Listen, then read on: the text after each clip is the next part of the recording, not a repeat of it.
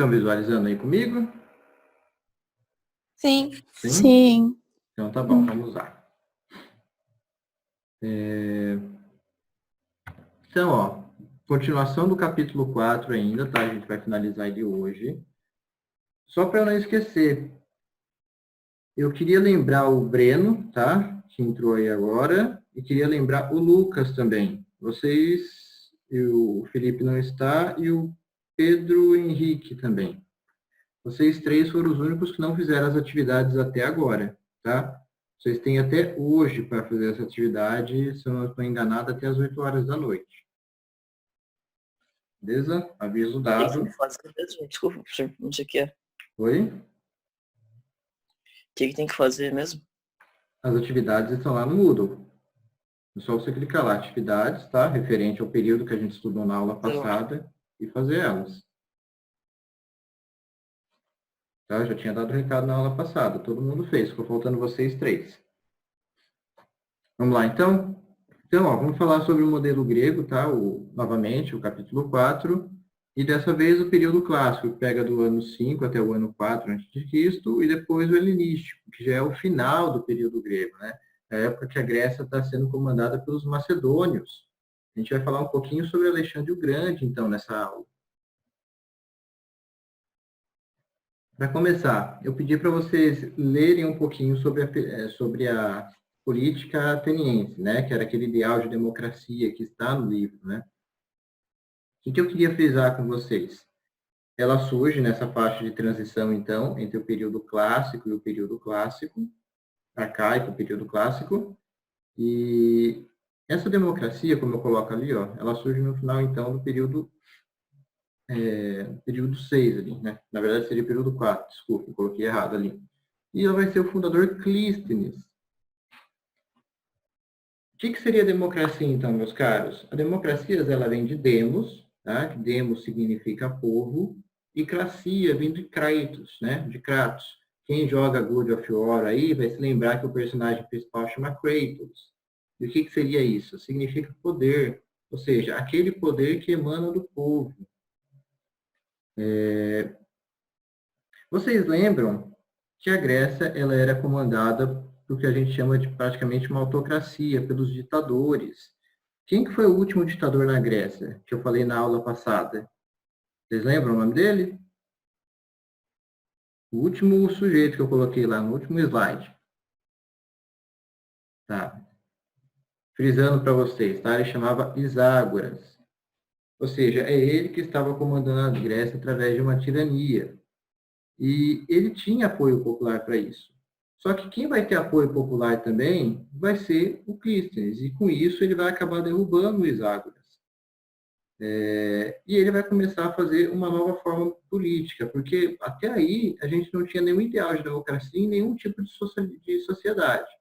Então começa esse ideal da democracia.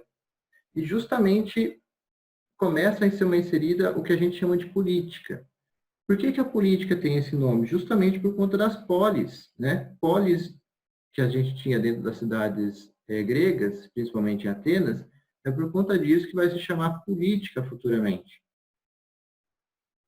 A democracia ela vai ser estendida a uma participação, vamos dizer assim, mínima da sociedade. Porque vocês sabem que nós temos aquelas diferenças entre a sociedade ateniense, entre a sociedade espartana, mas aqui eu vou frisar para vocês que é ateniense, porque vocês sabem que não tinha uma democracia dentro de Esparta.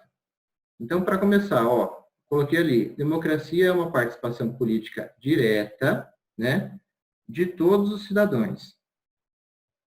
Pergunta, para começar, no Brasil, nós temos uma participação política direta? O que vocês acham? Ah, mais ou menos. Mais ou menos? Mais ou menos. Nenhum nem outro, né? Eu acho que não. Não. Por que você acha que não? Ah, porque direta, tipo, é muito, muito, muito, muito direto. E não é totalmente assim direto. Entendeu? Isso, muito bem. No Brasil, a gente tem o que a gente chama de participação política indireta. Por que indireta, professor? Se eu pego e eu voto desde eleições municipais para vereadores e prefeitos, como para eleições estaduais também. Tá, e você levantou a mão, você quer falar? Foi sem querer, professor. Ah, tá bom, sem problema, tá? Quando quiser falar, pode levantar a mão aí do jeito que ela fez, que eu consigo visualizar melhor, tá? Porque por enquanto aqui com os slides eu não consigo visualizá-los. Então vamos lá. Aqui nós temos uma participação indireta, porque a gente escolhe os nossos representantes do Brasil. Por exemplo, eu vou e voto para vereador, eu vou e voto para senador, para presidente, para prefeito. E é através dele que a política é feita. Ou seja, eu não vou lá na Câmara todo dia para ficar lendo os projetos, para ficar vendo o que precisa ser feito na cidade, para ver o que precisa ser feito no Estado. Eu deixo alguém dentro dessa incumbência, eu escolho, eu falo, olha, eu quero esse cara para averiguar a parte política da minha cidade, do meu estado, tá? Então, diferente do que nós temos hoje em dia, que é uma política indireta, né? Porque seria inviável, com o tamanho da população brasileira, fazer uma política indireta, em Atenas não. Em Atenas, o sujeito ia dentro da ágora, certo? E ele próprio participava na política. Mas só quem era aquele que era considerado cidadão. Só podia fazer isso os cidadãos. E quem são esses cidadãos? Primeiro, ele tem que ser homem, lá, um homem livre, não pode ser escravo, tem que ser maior de 21 anos, tem que ser nascido em Atenas, ou seja, se você pode até ser ateniense, se você não tiver nascido em Atenas, não conta. Ai, professor, então eu posso ser de outra nacionalidade, nascer em Atenas e ser considerado ateniense? Não, tá? Você tinha que ser filho de atenienses também. Certo? Então, são esses 4 pilares que vocês precisam se centrar para entender quem que são os participantes, os cidadãos atenienses. E só para vocês lembrarem, quem que vai entrar nesse rol aí que eu expliquei na aula passada sobre a divisão da sociedade ateniense? São aqueles chamados que são os eupátridas, né? Que é aquele grupo de elite, que são aqueles grandes proprietários de terra. Nós vamos ter os georgóis, né? Eles são os pequenos proprietários de terra, e chega aí até mais ou menos os demiurgos, que são os comerciantes, os artesãos. Professor, os tetas, eles não se encaixam nisso? Porque eles são camponeses, né, sem terra, mas eles, teoricamente, são cidadãos livres. Sim, de fato eles são, mas eles não conseguem ter essa ascensão para participar dentro dessa política da democracia ateniense. Belezinha? Dúvidas até aí? Não. Então, beleza, vamos lá. Então, continuando a falar sobre a política ateniense. Percebam que nós vamos ter algumas instituições que vão ser criadas pelos atenienses dentro das cidades. O que eu posso falar para vocês? A gente vai ter a Bulé, né? Bulé, que é um conselho dos 500. O que é esse conselho dos 500? É basicamente um conselho de 500 cidadãos, né? Aquelas pessoas que são consideradas cidadãos que podem participar da política. E como é que você consegue definir quem que são esses 500 que vão ficar debatendo, vão ficar conversando e discutindo política ali dentro? É feito por um sorteio, certo? E esse sorteio ele é feito de ano em ano, ou seja, vai ter no rodízio. Porque os atenienses acham que já era importante todos conseguir ter uma forma igualitária de participar da política nesse sentido. Então, tinha que ter esse rodízio. Era saudável para a democracia. E esses ideais, claro, eles vão evoluir. E é por isso que hoje em dia nós temos as formações dos mandatos, né? Geralmente os mandatos duram 4 anos aqui no Brasil, tá? Mas isso é diferente em outros países. Tem mandatos que duram 5, 6 anos. Isso depende muito do país. E o que eles faziam? Primeiro, esse rodízio é feito para ninguém se perpetuar no poder, né? Para sempre ter uma troca. E é dentro da Bulé que eles vão elaborar as leis. Eles vão ficar pensando lá o dia todo, vão ficar discutindo, refletindo, e vão começar, olha, é importante ter uma lei a respeito da alimentação, é importante ter uma lei a respeito das vendas, né? Dos impostos que estão sendo atribuídos, que estão sendo recolhidos pelo Estado. Deixa eu aceitar aqui, beleza? Ô, professor, Pode falar. isso daí é como se fosse uma câmera de antigamente? Exatamente, é como se fosse uma câmara, tá? Embora não tem a separação de poderes executivo e legislativo ainda, aqui está muito incluído o legislativo, né? Mas realmente é uma Câmara, como se fosse uma Câmara de Vereadores, como se fosse uma Câmara do Senado ou dos deputados, tá? Mas é bem mais simples aqui, certo? Então, vamos lá. Agora eu vou falar do principal órgão, a principal instituição que tinha na política, que é a Eclésia. Ela é uma assembleia dos cidadãos. Só que aqui, ela é um pouquinho mais restritiva. Por quê? Existem os requisitos, né? Quem que vai poder participar dessa eclésia, professor? Novamente, homens maiores de 21 anos, né? E que sejam atenienses. E eles se reúnem dentro dessa eclésia, né? Em torno de umas 10 vezes no ano. Então, eles marcam as reuniões com antecedência. Por quê? Porque eles precisam esperar o Conselho dos 500 criar as leis, né? Criar aquelas ideias, aqueles planos de lei. Depois que os conselhos, né, perceba aqui, ó, elaboram lei. Depois que essas leis forem elaboradas, elas são enviadas para a eclésia. E a eclésia que vai votar se essa lei vai ser aceita ou não vai ser aceita. Gente, isso ocorre no Brasil também. Se um senador ou um deputado leva uma lei para ser discutida na Assembleia Nacional, ela precisa passar por um crivo. Tá? Tem uma determinada quantidade de votos lá para ela ser aceita ou não. E é isso que acontece aqui. Então, essa eclésia, eu coloquei ali embaixo, ela é responsável pela votação de leis. E o local, por que eu coloquei esse local? Porque às vezes cai numa pergunta ou outra. O que é esse local? Onde que a eclésia e a Bulé se reúnem? Eles se reúnem justamente na Ágora. E o que é a Ágora, professor? É o local que ocorre essa votação. É uma espécie de praça pública. Coloquei aí do lado para vocês, tá? Essa é a Ágora ateniense. Ela é uma praça pública e ela está localizada na parte baixa da cidade. Se vocês verem Atenas, né, percebam, lembra como que era o tipo de região na Grécia? Era uma região montanhoso. Em Atenas, vocês precisam se lembrar o seguinte, tem a parte baixa da cidade e a parte alta. A parte baixa fica localizado desde o comércio, as praças públicas, a ágora. Por quê? O que eles colocam na parte alta da cidade? Vocês sabem me dizer? O que vocês imaginam que eles devem colocar na parte mais alta da cidade? Os santuários para os deuses? Isso, muito bem. Aqui nós não chamamos santuários, aqui nós chamamos de panteões, os templos. Por que eles colocam na parte alta? Porque era para ficar o mais próximo dos deuses do Olimpo. Então, essa parte mais alta da cidade era chamada também de Acrópole. E vocês vão estar vendo isso aí no livro de vocês. Maria Luísa, quer perguntar? Uhum. Pode perguntar. Professor, os votos eram abertos?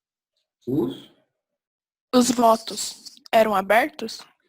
Esses votos eram abertos, sim. Porque como eles eram discutidos na Bulé, e na Eclésia era uma faixa mais restritiva, né? Simplesmente os políticos da época, eles escolhiam a lei, vamos debater determinada lei. E eles falavam em voz alta lá mesmo. Sim, eu aceito essa lei por conta de determinada coisa. Entendi. Tá? Aqui não existe voto fechado por enquanto. Na verdade, vai até existir um voto fechado, mas eu vou explicar isso mais para frente, porque é só numa categoria, só numa característica que é voto fechado. Então, vamos lá. Opa, não está passando. Aí. Agora, sobre as características da política. Isso, já tem essas características, a gente tem até algumas coisas dentro da nossa Constituição. Por exemplo, nós temos o princípio da isonomia, e isso está até hoje inserido no Brasil. Por quê? O que significa isonomia? A isonomia coloca que todos são iguais, né? Iguais no quê? Iguais em direitos políticos, ou seja, mas só conta para os cidadãos. Aqui no Brasil, não. Aqui no Brasil é universal. Todos, teoricamente, são iguais perante a lei. Na Atenas, vocês precisam entender isso. Só são iguais, todos só têm os direitos políticos se for um cidadão. Novamente, para vocês, você precisa fixar isso. O que você precisa ser para ser um cidadão? Você tem que ser homem, não pode ser mulher, não pode ser escravo, tem que ser um homem livre, maior de 21 anos, tem que ser nascido em Atenas e tem que ser de pais atenienses. Tá? Aí sim você está inserido no princípio da isonomia, que todos são iguais perante a lei. Né? E por que isso é diferente, professor? Por que isso foi adicionado? Porque antigamente já dava uma preferência para quem era da elite ateniense, realmente. Só que antigamente você podia votar e participar da política se você tivesse uma condição socioeconômica melhor, se você fosse rico, se você tivesse uma renda básica que era estipulada. Aqui não, tá? Aqui se você tivesse esses princípios que eu falei para vocês, o homem livre, maior de 21 anos e tudo mais, você está inserido na política. Temos a isocracia também. O que é ISO? ISO já vem de igual. Então, a isocracia simplesmente acrescenta. É a igualdade de acessos públicos. Ah, professor, era um concurso público? Mais ou menos. Tá? Por quê? Isso aqui é uma igualdade de acesso a cargos públicos entre os cidadãos. Só que essa escolha não é feita por concurso público. Ela é feita por sorteio. Existe um rodízio, como eu falei para vocês, sobre cargos públicos, e não apenas cargos políticos, tá? Cargos da administração da cidade também. Ah, professor, vamos supor assim, tinha um secretário da cidade de Atenas. Isso vai ser por rodízio também? Vai ser por rodízio. Inclusive, na sua cidade, quando você escolhe um prefeito, uns vereadores e tudo mais, existe o secretário-geral de repartições. Esses secretários gerais de repartições, eles podem ser indicados pelos prefeitos, né? Ou seja, a qualquer momento ele pode ser mandado embora, tá? Professor, trocou de prefeito, esse secretário vai continuar? Não, muito provavelmente ele vai ser trocado, tá? É a mesma coisa que acontecia em Atenas. Durante o mandato de alguém, eles colocavam uma pessoa para gerenciar essa parte administrativa e depois que trocava os mandatos do político, trocava da administração também. Por último, vamos falar sobre pelo penúltimo, vamos falar sobre exegoria. O que é exegoria? Aqui é uma igualdade de direito da palavra. Isso só vai acontecer aqui no Brasil dentro do Senado, dentro da Câmara, né, das câmaras desde municipais, estaduais, né, ou de âmbito federal também. É simplesmente ter o direito à palavra. Olha, se você está lá dentro da eclésia e você quer falar, obrigatoriamente você tem o direito de falar. Eles não poderiam te cortar. E todo mundo falou, menos eu. Acabou o tempo, você não vai mais falar não. Errado, tá? Aqui, eles podem ficar dias, semanas, até meses discutindo algum tipo de política. Todos têm direito à fala. Certo? Então, prosseguindo. E por último, né, a Maria Luísa acabou perguntando se o voto era fechado. O voto vai ser fechado apenas nesse quesito aqui chamado ostracismo. Alguém já ouviu falar em ostracismo? Se vocês forem pegar alguma matéria política para ler assim, desde jornais, né, ou de algum portal de notícias, às vezes tem alguém falando, olha, determinado político caiu no ostracismo. O que significa cair no ostracismo? Significa, mesmo nos momentos atuais, que você foi esquecido, que aquele é um político que não faz mais parte das votações dentro da Câmara, que ninguém mais liga para ele, que ninguém mais vota nele. Vocês estão aí ainda? Estão muito quietos? Estamos aqui. Então, beleza. Professor, por que chama ostracismo? Existia um jarro, vamos dizer assim, né? Ele era um jarro enorme. Ele era em forma que eles chamavam de ostraicon, né? E ostraicon vem justamente de ostra. Ele era nesse formato de ostra. O que acontecia? Aqueles políticos que eram tidos como os corruptos, que poderiam dar um golpe na democracia, vamos supor o seguinte, professor, Luiz Ágoras era um político ainda, e ele queria novamente fazer uma ditadura. Então, se os outros políticos percebessem isso, podia falar, olha, ele é uma ameaça para a democracia, vamos colocar esse cara no ostracismo. Então, eles pegavam um pedaço de papel, né, escreviam o nome do sujeito e depositavam dentro desse ostraicon. Depois de um tempo, né, um responsável, né, responsável pela, vamos dizer assim, pela ebullição, ele ia lá, recolhia esses papéis, né, e fazia uma votação lá, ia vendo quem era, e claro, tinha um mínimo para uma votação. Não existe nenhuma fonte que fala sobre o mínimo, mas a gente sabe que existe um mínimo para você ser expulso. que acontece? Se essa pessoa obtivesse esse mínimo de votação, né, ele era punido com exílio, o exílio forçado por 10 anos, ou seja, ele era expulso de Atenas. Ele tinha que ficar em outras cidades durante 10 anos. Deu 10 anos, ele pode votar.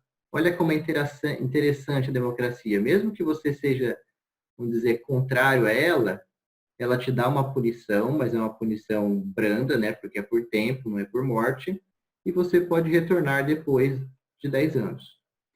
Ele está te dando uma nova chance. Então, esse é o único caso que a gente tem aqui de um voto fechado, certo? E agora a gente vai falar de batalhas, porque o que tem na Grécia nesse momento é muita batalha. Vocês não vão se lembrar provavelmente, mas na aula presencial que a gente estava falando sobre Pérsia ainda, aulas bem atrás mesmo, eu comentei que o Império Persa ele tinha muitas batalhas com os gregos. E essas batalhas persas, elas vão ficar conhecidas como batalhas persas ou batalhas médicas. Por que você acha que chama batalhas médicas? Pelo lugar que aconteceu a batalha ali? Não. Lembra que os persas não eram só chamados de persas, tá? No livro de vocês, vai estar falando que eles também eram chamados de medas, né? E pode aparecer no vestibular de vocês não só persas ou medas, podem aparecer também povos medos. Ou seja, por isso que é batalhas médicas. Então, frisando, não vai se esquecer, se eu falar de batalhas médicas, são gregos contra persas. Ou você acha que no vestibular vai aparecer guerras persas? E vai estar falando de Grécia? Não, ele vai simplesmente jogar guerras médicas, que é justamente para você, se você tiver estudado, você já vai saber que é contra os persas.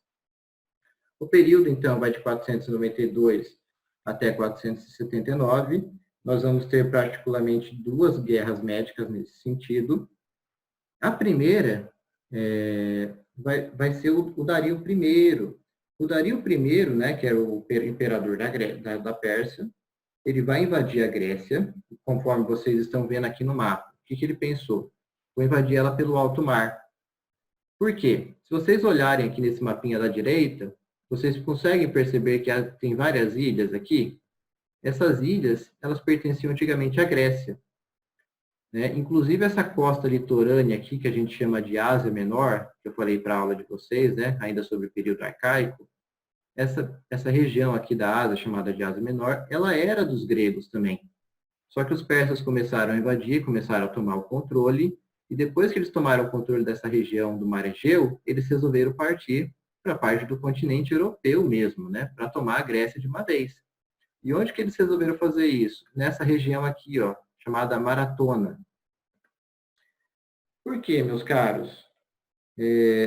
O Dario invade a Grécia, ele prometeu que ele conquistaria Atenas, porque Atenas já era, vamos dizer assim, conhecida pelo continente, só que ele não vai conseguir. Essa primeira vitória, ela vai ser dos atenienses, principalmente nessa batalha que vai se dar em Maratona. Aqui nós temos um expansionismo persa, tá? Ele queria justamente expandir o território dele. Então, claro, essa vitória dos atenienses, ela vai se dar na Batalha de Maratona. Professor, como que foi a Batalha de Maratona? Pense no seguinte, nós temos em torno de 20 mil persas que vão invadir essa região de Maratonas, perto de Atenas.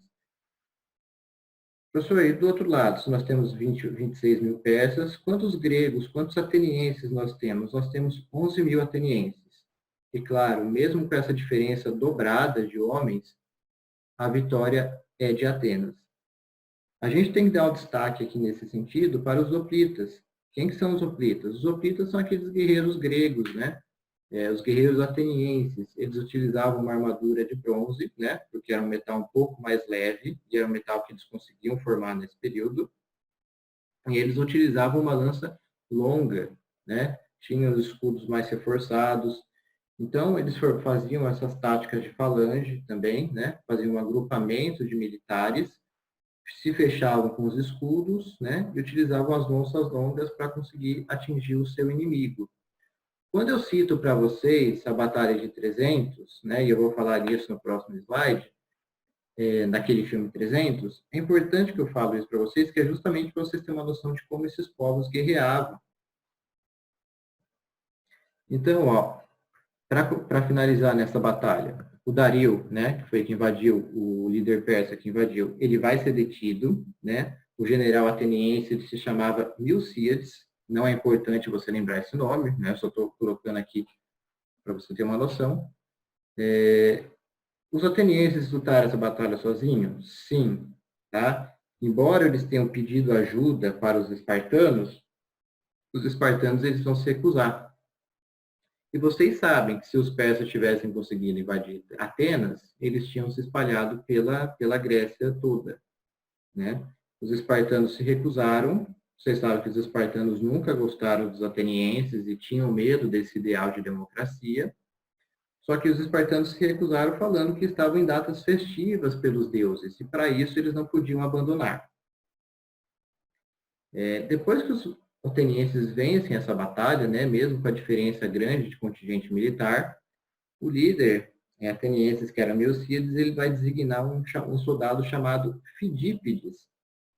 Ele vai pegar e falar, olha, corra até a cidade de Atenas, né, e dê o recado, comunique que nós somos vitoriosos.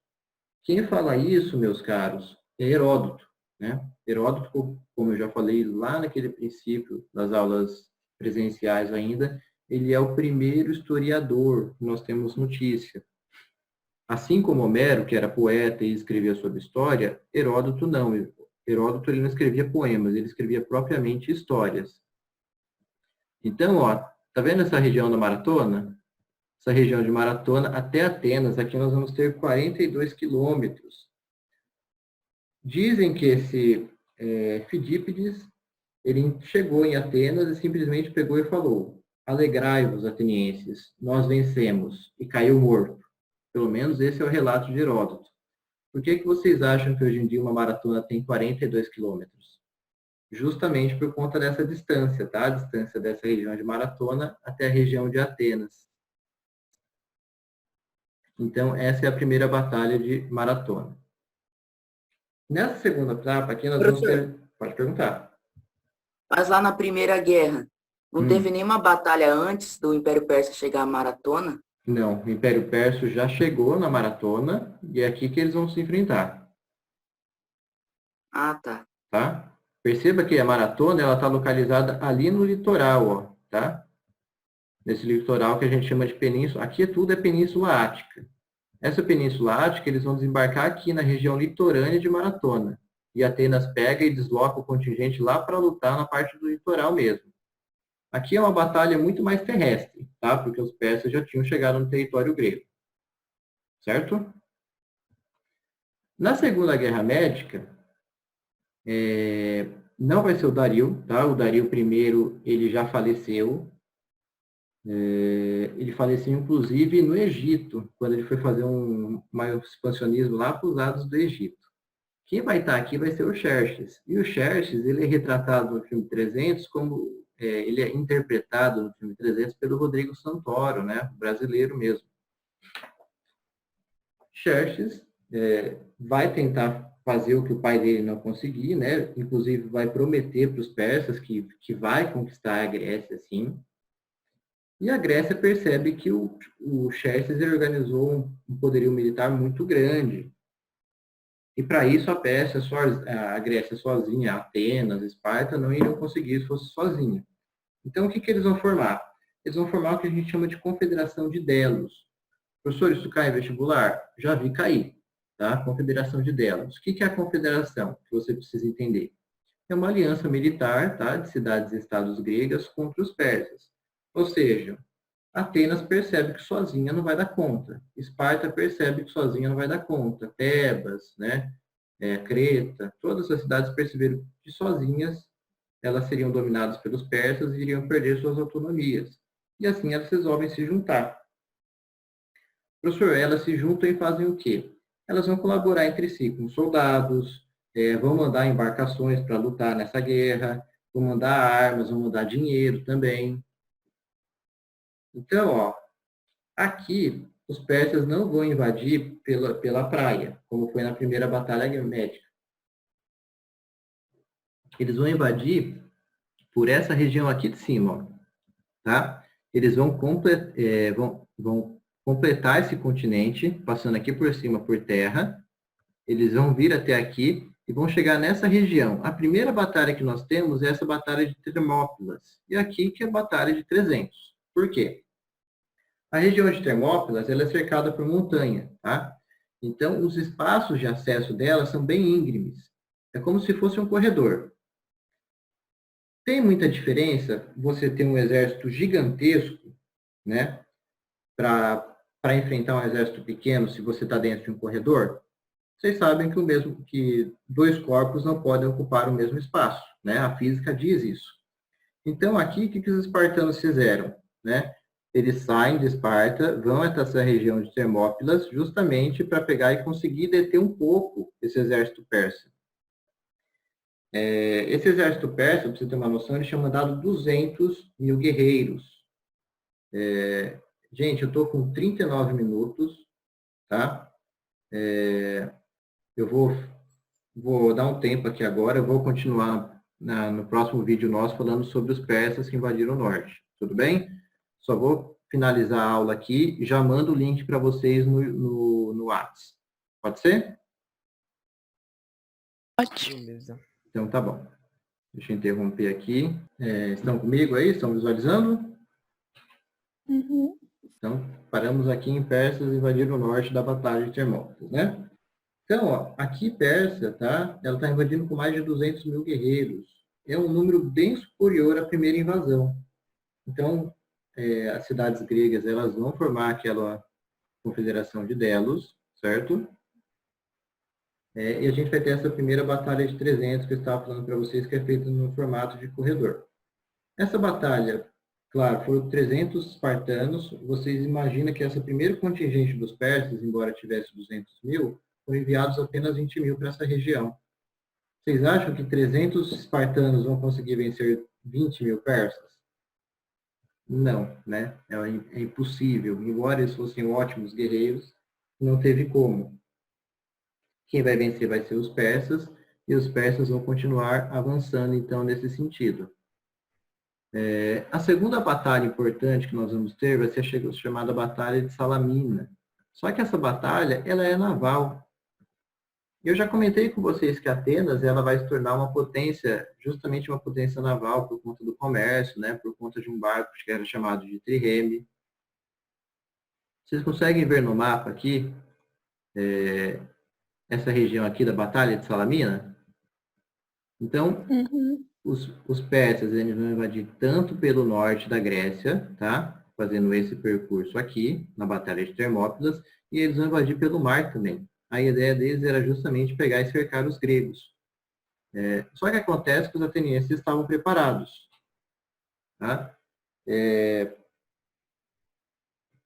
Essa batalha de Salamina, então, ela vai ser, vamos dizer assim, ela vai ser vitoriosa pelos atenienses. O principal nome dessa batalha vai ser Temístocles. E ela vai se dar por conta dos triremes atenienses. Terminou aí, meus caros, os persas vão ser expulsos dessas ilhas. Por exemplo, percebam, estou tentando admitir a galera ainda, acho que foi.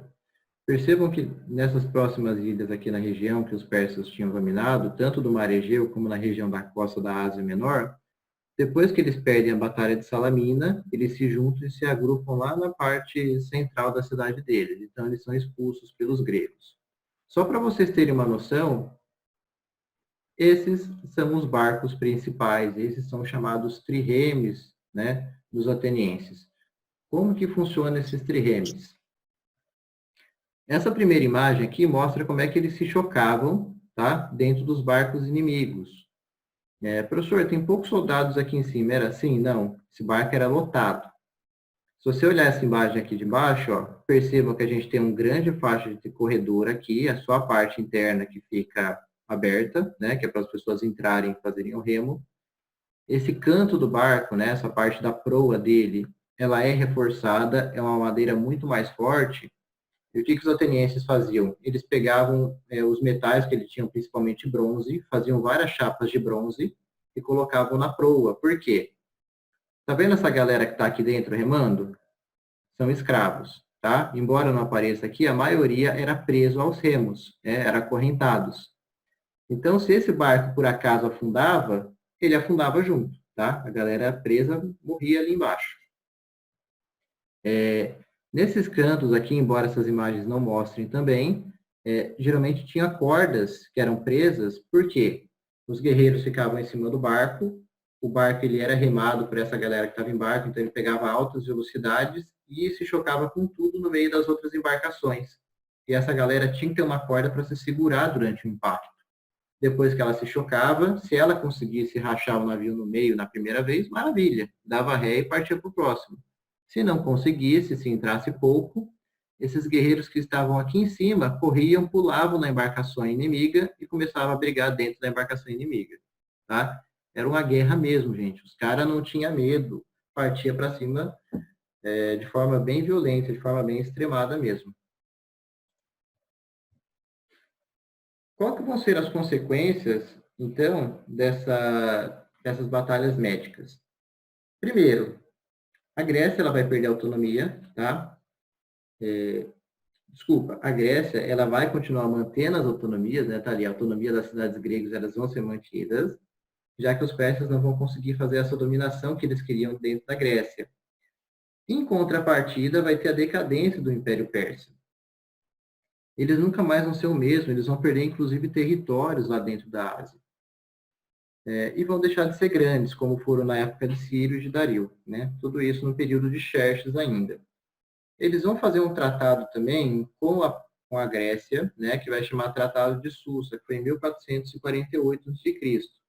Eles vão assinar um tratado e vai reconhecer a hegemonia grega, ou seja, os persas nunca mais vão invadir a Grécia. Tá? Fazem esse tratado, selam a paz e aceitam que aquelas ilhas do Mar Egeu e a região da costa da Ásia Menor pertençam aos gregos. Começa aqui, meus caros, a hegemonia, o imperialismo de Atenas, né? De Atenas na Grécia. Ele vai se dar principalmente com Péricles e por conta da chamada Era de Ouro de Atenas. O que acontece aqui? Quem está dando as cartas é Atenas. Por quê? Qual que é a batalha mais importante nessa Segunda Guerra Médica? É a Batalha de Salamina, essa batalha naval, essa batalha que os atenienses conseguiram a vitória. E isso passa um ideal para a Grécia, que, olha, se não fosse Atenas, nós teríamos sido dominados pelos persas. Né? Não tem uma centralização política, tá? Não vão ser todas as cidades que vão ser comandadas por Atenas. Atenas ela vai se manter, de certa forma, influente dentro das outras cidades. O que ela acabava falando, ela conseguia passar os comandos para outras cidades. Mas, embora isso tenha acontecido, todas as cidades ainda serão autônomas, todas fazem o que querem. Então, nós vamos ter um apogeu, uma ascensão da democracia nesse sentido. O Péricles, né, ele vai reconstruir Atenas, porque dentro dessa batalha, querendo ou não, Atenas foi destruída, né, teve uns pedaços de destruição durante a guerra. E ele vai construir um dos grandes templos que nós temos, né, que tem até hoje em Atenas, claro, já está meio deteriorado, mas ainda é parte de visitação. Se um dia você for em Atenas, você pode visitar, que é o Partenon. Né? Esse Partenon, ele era destinado aos deuses do Olimpo, né, e era justamente para adoração. O que vocês precisam saber também? Né, falando ainda dentro dessas consequências. Nós vamos ter o desenvolvimento da democracia, né? O Péricles ele vai melhorar essa parte de democracia. E os homens com mais de 18 anos agora vão fazer parte da política. Professor, o que significa? Lembra que os homens livres, maiores de 21 anos, podiam falar sobre política? Aqui não, aqui mudou, tá? Não precisa mais ter 21 anos. Se você tiver 18, você já pode participar da política. Inclusive, isso foi passado para o nosso país, tá? Foi evoluído em outras nacionalidades. Pode perguntar, Marco. Professor, mas era obrigatório quando fazia 18 anos? Não, não era obrigatório, tá? Diferente que tem no Brasil, né? Que com 18 é obrigatório, com 16 você pode participar aqui no Brasil, mas não é obrigatório. Mas aqui também, na Grécia, tá? não é obrigatório. Você pode ter mais de 18 anos e nunca querer falar sobre política, só participava de política quem realmente tinha essa vontade. Porque imagina, você está numa democracia e eles querem obrigatoriamente que você participe de política. Já perde todo esse ideal de democracia, certo? Então, ó, respondido? Ou ficou em dúvida ainda? Tá. Vamos lá, ó. Criação da mistiforia. O que é mistiforia? É uma remuneração, ou seja, é praticamente uma indenização que é paga pelo Estado para a participação política dos cidadãos. Vocês lembram que antes, para você participar de política, você tinha que ser o quê? Ocioso, ou seja, você tinha que ter tempo. Você tinha que ser, sobretudo, parte de uma elite, né, que tivesse alguém, que tivesse escravos para trabalhar para você. Por quê? Se você tiver que trabalhar, você não vai ter tempo para participar de política. E só participava de política quem tinha escravos para trabalhar para ele, porque assim ele tinha tempo. Aqui não. É aqui, meus caros, que começam a dar dinheiro para político, né? E vai se tornar o que é hoje, atualmente, aqui no Brasil. Vão começar a pagar salários para os caras. E isso é o que aconteceu na Grécia também. Ou seja, eles pegavam pessoas que eram estudiosas, né? Olha, esse sujeito ele pertence a uma classe aqui, e a gente quer muito discutir política com ele, só que ele precisa trabalhar. Vamos fazer o seguinte, vamos dar uma remuneração para ele, vamos dar uma indenização para que ele participe dos nossos argumentos. Porque ele é um cara muito brilhante. E é aqui que começa a pagar político, a ter salário. Outra guerra importante, tá? Só que essa é uma das principais guerras que vai acontecer na Grécia. Não é contra os persas. Essa batalha do Peloponeso vai ser justamente Atenas contra Esparta. Tá? Então, aqui começa uma guerra interna dentro da Grécia. Atenas, ele vai formar uma confederação, vai continuar tendo a confederação de Delos. Professor, essa confederação não foi formada contra os persas? Foi. Só que Atenas ganhou uma hegemonia, ganhou uma influência, e vai continuar mantendo essa confederação para continuar recebendo dinheiro. Tá? Ela ficava recebendo dinheiro e falava, olha, estou estocando dinheiro aqui, para se caso os persas invadirem novamente, a gente conseguir ter uma reserva. Só que ela não usou para isso, tá, meus caros? Ela vai usar justamente para reconstruir a cidade deles.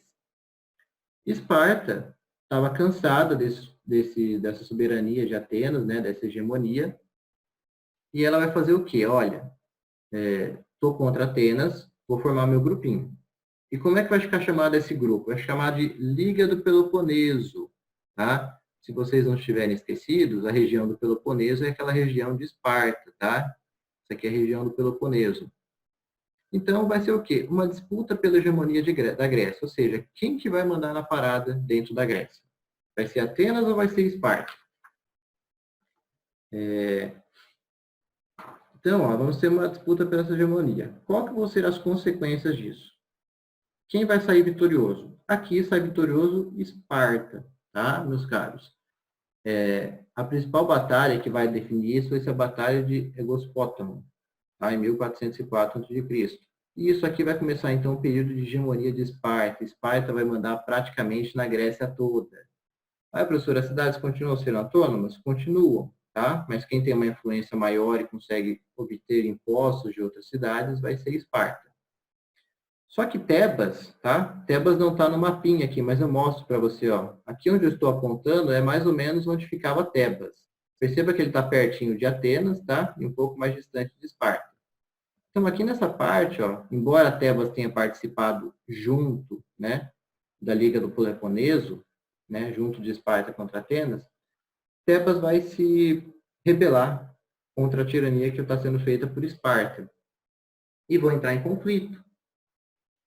Como é que Atenas fica vendo quando os amiguinhos estão brigando? Você acha que Atenas ficou contente? Nossa, Atenas adorou. Tá? Atenas já não gostava de Esparta. Quem que Atenas vai apoiar?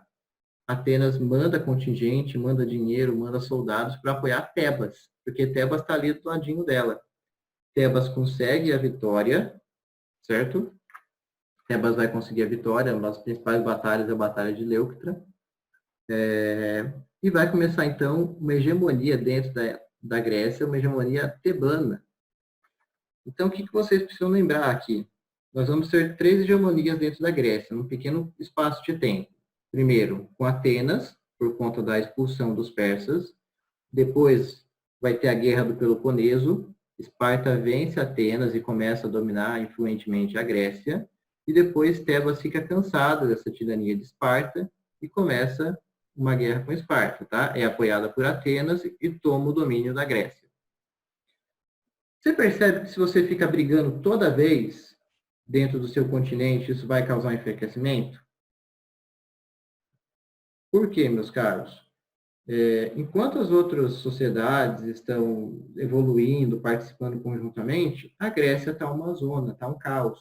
Está todo mundo brigando com todo mundo. Está morrendo gente, não está tendo tempo de evoluir, nem culturalmente, nem militarmente. Então, isso vai causar um enfraquecimento da Grécia. E isso vai levar com que a Grécia seja dominada pelos macedônios. Tudo bem? Quem que vai dominar, então, a Grécia? Vai ser o macedônio chamado de Filipe II, ou Filipe Caolho. Ah, professor, ele era caolho mesmo? Sim, ele era caolho, tá? Ele era um rei que participava das batalhas, ele ia para cima também, tá? Pelotão de frente.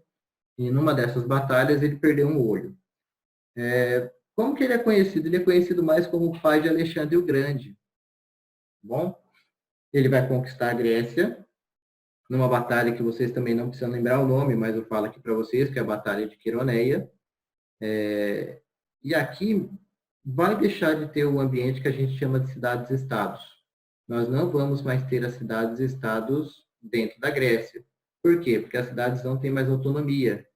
Quem manda nessa parada toda aqui agora, meus caros, vai ser Filipe II da Macedônia. E para falar disso, nós vamos finalizar o período clássico da Grécia. Nós vamos entrar agora no último período, que é chamado de período helenístico. Professor, por que é chamado de período helenístico? Porque os macedônios eles eram conhecidos como os helenos. Então, quando eles começam a comandar a Grécia, é chamado de período helenístico. Então, o que você precisa lembrar disso? É um período bem curtinho, tá? Você precisa lembrar que quem comanda esse período é o Império Macedônio, não são mais os gregos agora. Isso foi feito por conta de uma expansão, né? Porque o Império Macedônio estava conquistando todas essas regiões. No próximo slide eu vou mostrar um mapa para vocês terem uma noção do quanto eles já tinham conquistado. Só que eu posso citar aqui para vocês agora. O principal líder vai ser Alexandre o Grande, tem até uma escultura aí do lado direito para vocês. E Alexandre o Grande, ele vai chegar ao poder muito cedo. Perceba que com 21 anos, ele já era o rei do Império Macedônio, né? No caso, o imperador aí. Ele chega ao poder depois que o pai dele é assassinado. Algumas fontes falam que o pai dele foi assassinado pela mãe de Alexandre o Grande. Por quê? Filipe II, ele tinha outras esposas. E a mãe de Alexandre, que era a principal, tinha medo de que depois que algum filho com outra esposa crescesse, matasse Alexandre. Então, o que ela faz? Ela manda executar o marido dela, né? Justamente para o filho dela assumir o poder. Alexandre chega ao poder, então, e ele vai constituir o que a gente chama de segundo maior império dentro de terras contínuas, né? Ou seja, o império dele foi gigantesco mesmo, meus caros. Ele vai conquistar não só a Grécia, uma região ali da Europa, mas uma região muito extensa dentro da Ásia, tá? Ele vai parar ali perto da Índia. Ele só perde em faixa territorial por império que a gente chama do Império Mongol, que era comandado pelo Gengis Khan.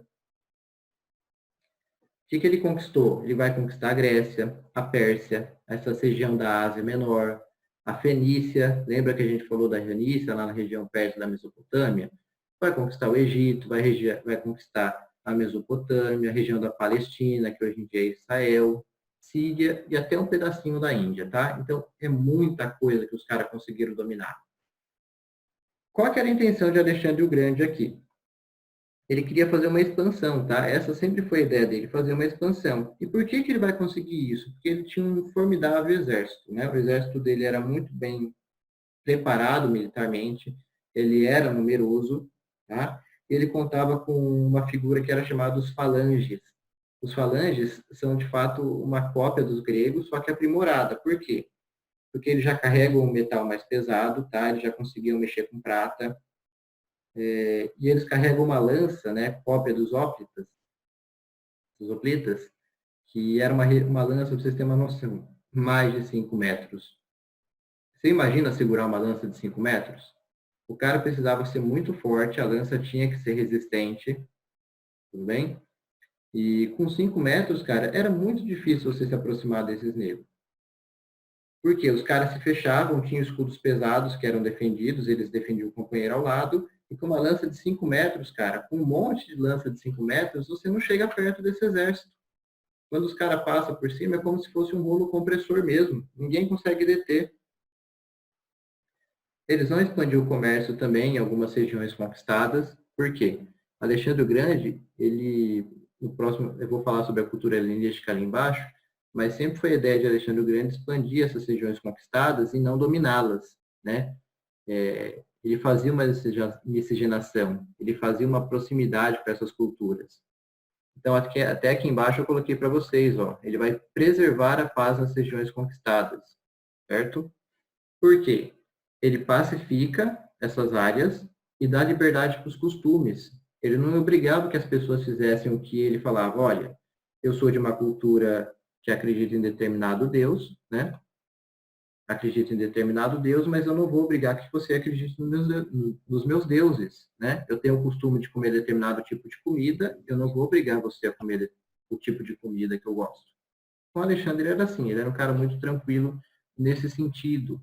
Ele queria fazer uma fusão. E essa fusão, tá? Ela vai ficar muito difundida porque ele vai incentivar a miscigenação, ou seja, aquela troca de culturas, né? Ele vai incentivar que aqueles povos conquistados tivessem relações com os macedônios. Inclusive, meus caros, os generais, ele obrigava com que os generais fixassem residência nessas cidades conquistadas e casassem com mulheres das regiões. Por quê? Para gerar filhos que já eram tidos como os mestiços, né? Aqui, só um adendo, quero falar um pouquinho de cultura helenística com vocês. O que vocês precisam saber da cultura helenística? Ela é uma fusão. Ela é uma fusão da cultura helênica, né, que é a cultura grega, tá? Com a cultura oriental. O que é essa cultura oriental? Principalmente do Egito e da Pérsia, né, que eram os povos mais evoluídos que o Alexandre vai ter conquistado. Então, você começa a misturar as culturas. Inclusive, Alexandre o Grande trazia plantas de outros lugares para colocar em outro, para plantar em outro, tá? Frutas de determinadas regiões ele conseguia cultivar dentro da Grécia, conseguia cultivar dentro da Macedônia. Então, ele vai dar muito valor para a cultura nesse sentido, até porque ele foi educado desde jovem, ele foi educado por Aristóteles. Sabe, Aristóteles, o filósofo, que vocês devem estar começando a conversar com o professor Jean. O Aristóteles foi professor de Alexandre por mais de 10 anos. Então, ele era um cara muito estudioso, assim, ele era um cara culto para a época. Com a morte dele, vai ter uma divisão, né, e vai ter uma decadência do Império Macedônico. E a tese mais aceita nesse sentido é que o Alexandre Grande foi morto envenenado, tá? Provavelmente por um dos seus generais. O Império vai acabar se dividindo nesse sentido, porque percebe, ele está espalhado por várias regiões e vai perder força. E quem que vai dominar esses caras? Algum chute? Quem vocês acham que vai ser a próxima grande civilização que vai dominar desde os macedônios, vai dominar a Grécia?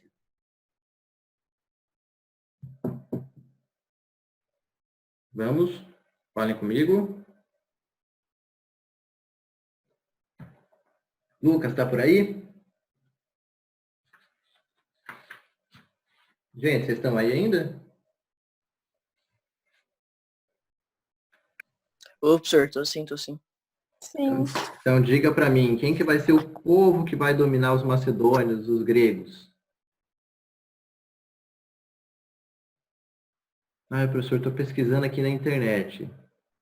Gente, o povo que vai dominar os gregos, os macedônios, vai ser os romanos, tá? Os romanos vão entrar no cenário agora e vão dominar toda essa região da Grécia. Deixa eu avançar aqui. Só para vocês terem uma noção, ó.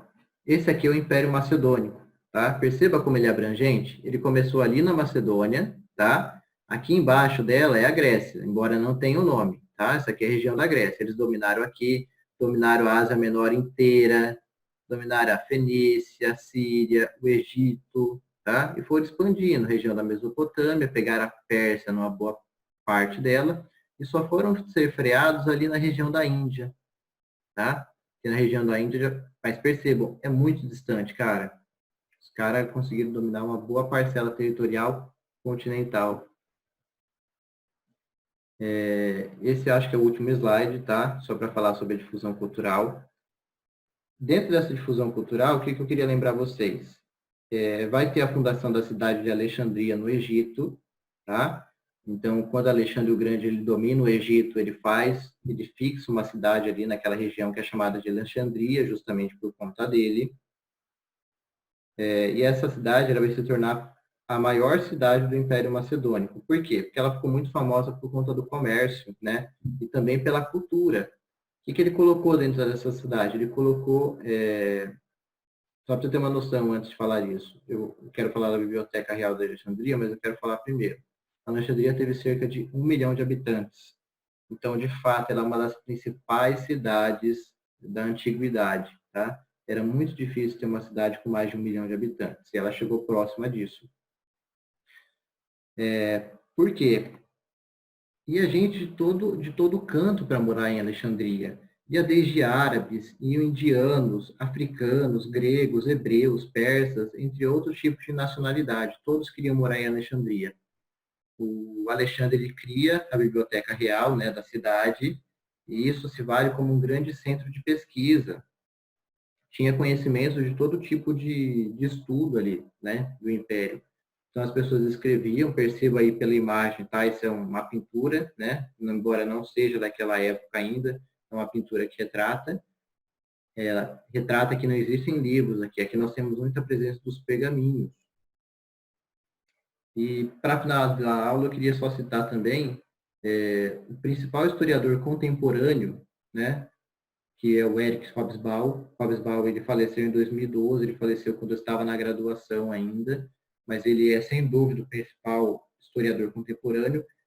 Hobsbawm ele nasceu justamente na cidade de Alexandria, só que ele nasceu num período que os ingleses, né, que a Inglaterra tinha dominado o Egito, né? Então, por conta disso, ele se tornou britânico. Depois ele, claro, se muda para a Inglaterra e é lá que ele vai escrever os principais livros de história que nós temos hoje, que eu posso citar aí para vocês. A Era das Revoluções, a Era do Capital, a Era dos Impérios, né? E também a Era dos Extremos. Então, perceba como essa cidade é importante. Essa cidade existe até hoje. Depois de alguns anos, essa Biblioteca Real de Alexandria, ela vai ser queimada, tá?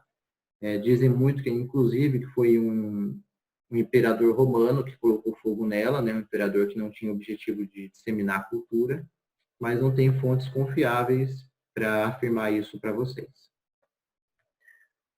Meus caros, era isso. Deixa eu voltar aqui. Tá? Se vocês tiverem um tempinho, só para você conseguir fechar isso, seria interessante você dar uma olhadinha no documentário que chama Construindo um Império. Tá? É um documentário interessante que vai falar sobre a Grécia, vai falar desde as edificações, das construções, vai falar dessas guerras que eu apontei para vocês, mas, claro, vai mostrar imagens para vocês de como eram feitas, certo?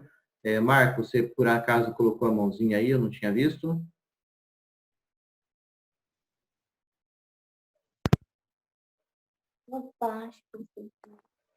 Marco, tá por aí? Oi, professor. Aqui eu tá... levantei a mão mas foi aquela vez.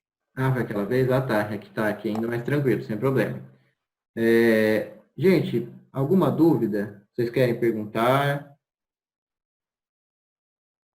Professor, esse filme 300 tem na Netflix? Se tem, eu acho que o 300 tem. Uhum. Esse filme 300 ele é em duas partes, tá? O 300, primeiro, ele vai falar justamente dessa batalha de Termópilas, E depois nós temos o segundo filme, que também chama 300, só que chama A Ascensão do Império. Essa Ascensão do Império, ela vai falar sobre a Batalha de Salamina, né? O Temístocles, com os atenienses brigando no mar, tá? Então, se vocês conseguirem, gente, assistam 300, assistam a Ascensão do Império. O 300 tem quase certeza que tem na Netflix, mas a Ascensão do Império não deve ter. Mas você acha muito facilmente na internet. Professor, os 300 não tem, não. Não tem, não? Fui procurar pra assistir esses dias, não achei, não. Tá. Mas se vocês conseguirem assistir, na internet você acha para baixar ou até para assistir online, tá? Pode só digitar no Google aí 300 assistir online que você acha sem nenhum problema. E se conseguirem, assistem a batalha, a Ascensão do Império, que vai mostrar a Batalha de Salamina. Mas já falo para vocês, tem muita coisa que foi adaptada na história para tornar ela um pouco mais interessante, um pouco mais hollywoodiana, vamos dizer assim, certo? Mas vejam um documentário, esse documentário que eu até anotei aqui, que é o Construir no Império, ele é feito por historiador e você pode assistir ele sem nenhum problema no YouTube. Meus caros, a aula que eu tinha para vocês é isso, tá? Novamente eu lembro que o Breno, o Marco, o Lucas, o Felipe e o Pedro Henrique, tá? Vocês não fizeram as atividades. O professor, eu fiz, eu mandei pra você, viu? Você fez agora? Aham. Você fez durante a minha aula? É, Não era, cara, não é para você fazer durante a minha aula a atividade era para ter sido feita até hoje, tá? Você tinha que ter assistido a minha aula e depois ter feito a atividade. Isso não pode voltar a acontecer. Eu já dei um prazo de uma semana é suficiente. Eu sei que os outros professores pedem umas coisas mais complexas para vocês, eu ainda estou montando lá naquele Google Forms, que é para facilitar a vida de vocês. Eu acho que é muito mais tranquilo fazer por lá. Ou vocês preferem que eu faça por outro modo? Não, é bem mais tranquilo lá. Então, porque Por lá é muito tranquilo. Você põe o nome, coloca o e-mail, né? Manda as respostas, fica tudo arquivado. Eu tenho desde o horário, tá? O horário, os segundos que vocês logaram lá, tá tudo arquivado bonitinho, tá? Então tem a comprovação de que vocês estão fazendo as atividades. Então é importante que quem não fez, faça, tá? Até às 8 horas hoje eu estou recebendo, tá? Mas façam antes de dar uma semana. Belezinha? Meus caros, nós vamos passar aí por um processo de adaptação. Algumas coisas vão começar a mudar, tá? A direção já está vendo como é que nós vamos fazer isso, então as coisas vão melhorar.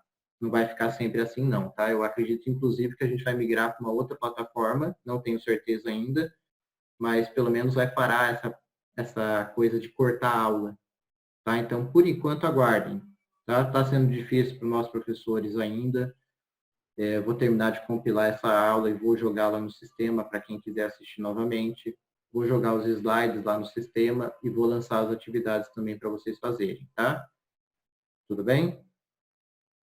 Ô, professor, tudo. Pode falar.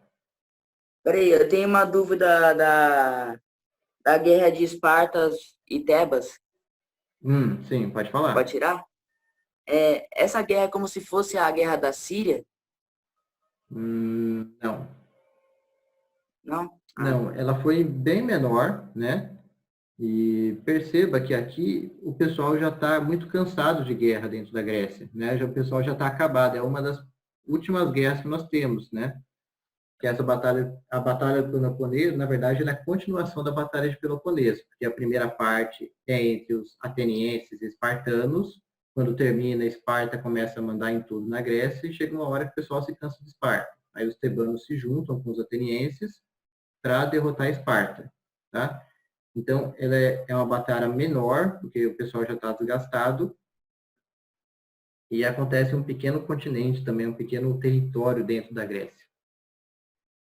Respondido? Respondido? Marco? Tá mutado aí. Não estou escutando. Meus caros, Respondido, professor. então tá bom. Mais alguma dúvida? Não. Não? Então, gente, acredito que por hoje é só, tá? Vocês vão ter uns 10 minutos aí de descanso para a próxima aula. Uma boa semana a todos. Quem eu pedir, não se esqueça de fazer a tarefa anterior e já vou lançar a tarefa nova dessa aula na próxima, tá? Vou ver certinho se eu vou começar Roma com vocês na próxima aula ou se eu vou retomar o assunto de Grécia para a gente trabalhar umas atividades para a próxima. Ainda estou definindo. Tudo bem? Aguardem os próximos capítulos aí, os próximos spoilers. E assistam os 300, vocês vão gostar, garanto. Tá? Um beijo, um queijo a todos, fiquem com Deus e até mais. Falou!